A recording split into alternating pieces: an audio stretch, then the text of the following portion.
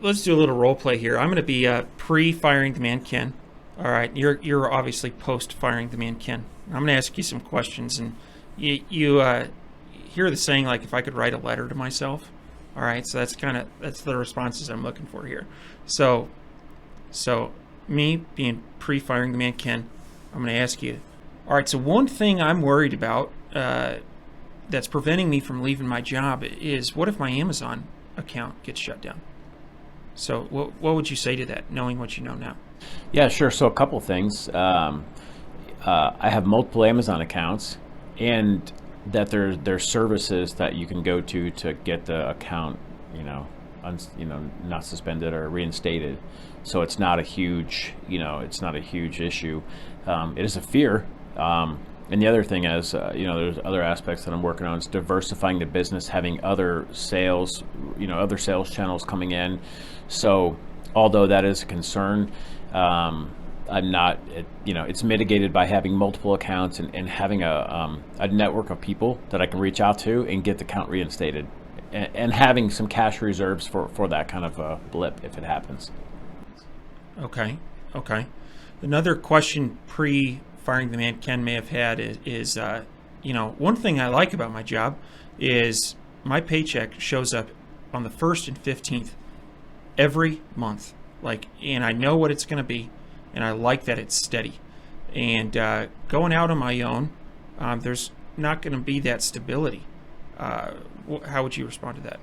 Well, I pay myself now, so I can go in and pay myself anytime I want to. So it's actually there's more flexibility than I have now, and I think I'm going into month 8 now after since leaving my job, and I've not missed payroll in 8 months. I'm not going to miss paying myself, right? Like my company would gladly not. My old company would gladly not pay me, but. So to answer your question is,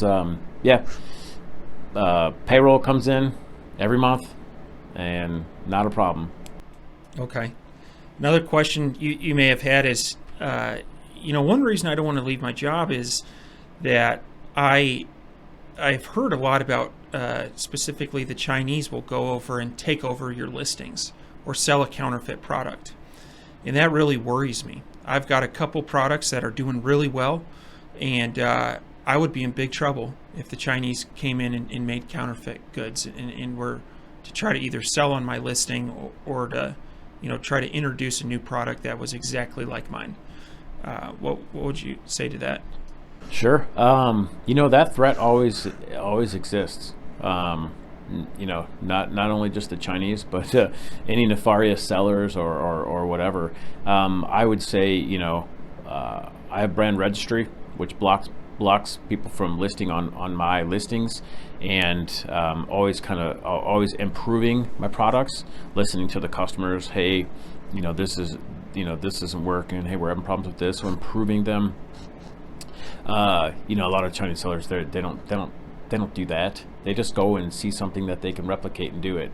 And also, always expanding and doing and launching new products, launching new brands, just always be moving in the right direction. If you stay idle and stagnant, that stuff that you were describing is going to hit you at some point. But if you're constantly improving and expanding, that kind of just fades away. Okay. What about this? Hey, I heard that 90% of new businesses fail, and so statistically, if I fire the man, things are not going to pan out. How would you address that? I would say, yeah, that's a pretty scary statistic. And so I'm in year 4. And so, yeah, I think that it's better than 90% of small businesses fail within the first 5 years. I would say for me specifically, for us, anybody in e-commerce, it's a really, really good space to be in right now. I don't see the market penetration of e-commerce was like in the 20s of regular retail, and I see that, and that was in 2020.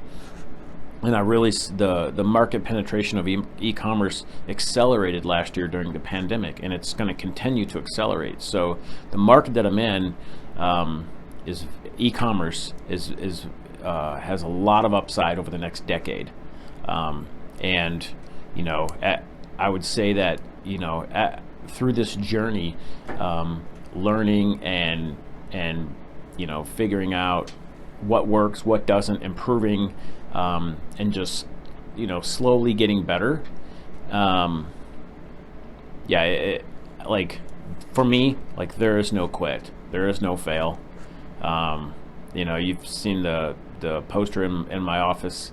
It's burn the boats, right? So I'm all in, I'm not looking back, and 100% of my energy is going to how can I improve and how can I get better. And yeah, I'm just not going to be that 90%, David.